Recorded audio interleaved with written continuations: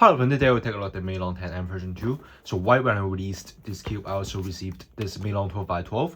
But in this video, I will just take a look at this MeiLong 10M version 2 because I will release a video on my main channel in the future about this cube.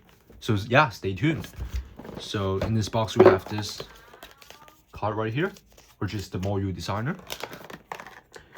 We also have this accessories box, which in the accessories box, we have this screwdriver and this tutorial guide on how to solve the 10x10. So it already says 10x10 right here.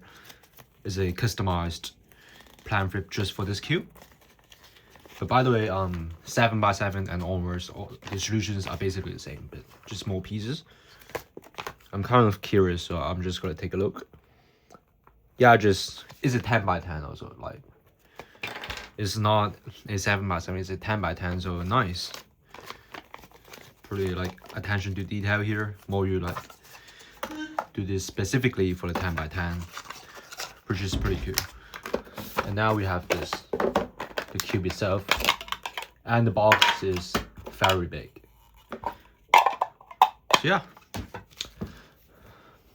matte finish right there, and the standard color scheme for the MeiLong series. The same color scheme for the MeiLong 8M and also 9M. So basically the same cube, but you know, it's a 10x10. So when the non-cuber asks you, is this a 10x10? Of course it's a 10x10 because it already has 10 years this time. So yeah, first turns. I mean, it just turns like the MeiLong 8M and 9M. It turns more like the 9M than the 8M because we have the 8 and 9 right here. This is the 8. The 8M seems to have more corner cutting.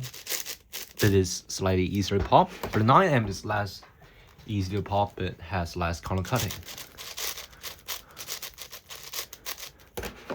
The 10 behaves like the 9. A little bit locky at times, so that you need to turn accurately. You cannot turn like this because there's like literally zero corner cutting at all. So, but when you turn accurately, the cube turns very well. Right, not easy to pop. Let's do a commutator right here. Oops.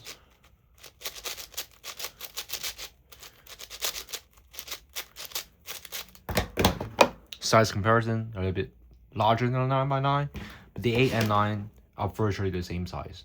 It's not even a millimeter difference. There's the 10x10, basically the same color scheme as the 8 and 9. Like exactly the same. And also the same MoFang Jiaoxi logo. Slightly smaller than the MeiLong 10x10 non-magnetic. And it's not slightly, it's a lot smaller. So if you have this cube, the non-magnetic MeiLong, a good reference would be without this outer layer. This is the side length of the MeiLong 10M version 2. This is the old MeiLong.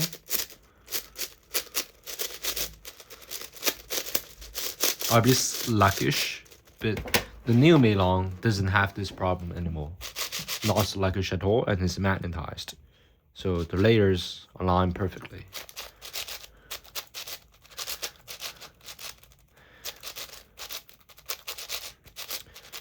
So yeah, a pretty good cube. I believe this cube is at a good price point also. I would consider using this cube as my main, if not my backup main. Because this cube is pretty good. It's not easy to have a pop in this cube. Because this cube is pretty tight. And yeah, let's do a solve with this cube.